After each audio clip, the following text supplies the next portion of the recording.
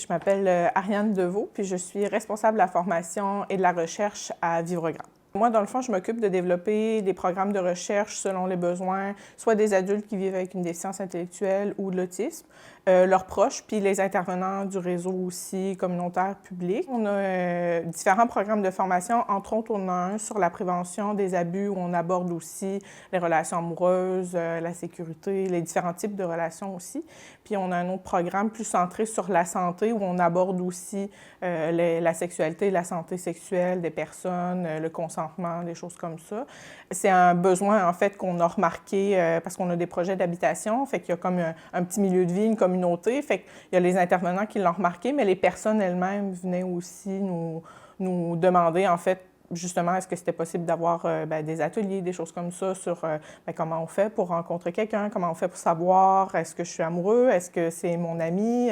comment on fait pour démêler un peu tout ça. C'est arrivé à quelques reprises qu'on a des personnes qui se sont rencontrées sur Internet aussi, avec les réseaux sociaux. Quand même un risque plus associé à ce niveau-là, avec la sécurité sur Internet,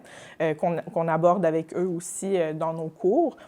Puis, il existe par contre une application qui s'appelle Nolu, qui est une organisation aussi à Montréal, que c'est spécifiquement pour une application de rencontre pour les personnes en situation de handicap, dont les personnes qui ont une déficience intellectuelle ou qui sont autistes. Fait que ça offre peut-être un encadrement un peu plus intéressant. Puis je sais je me souviens pas c'est quoi le nom, mais il y a des organisations qui font des matchs un peu aussi, mais pour les personnes en situation de handicap. Fait que c'est peut-être un peu plus encadré que, par exemple, Tinder ou Bumble ou ce genre d'application-là, où là, il y a peut-être plus de risques de tomber sur quelqu'un qui aurait des mauvaises intentions. Je dirais que depuis les dernières années, de plus en plus, c'est des préoccupations qui ont été nommées beaucoup par les personnes, par les familles, par les intervenants aussi, justement, parce que, oui, il y a une vulnérabilité qui est associée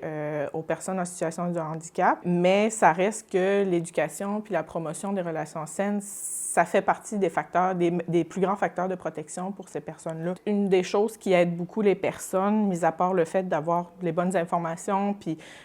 une éducation adéquate, c'est d'avoir un bon réseau social aussi, que ce soit avec les parents, avec les amis, puis tout ça, puis d'avoir l'opportunité d'en parler parce que ça permet de normaliser, puis ça permet de créer un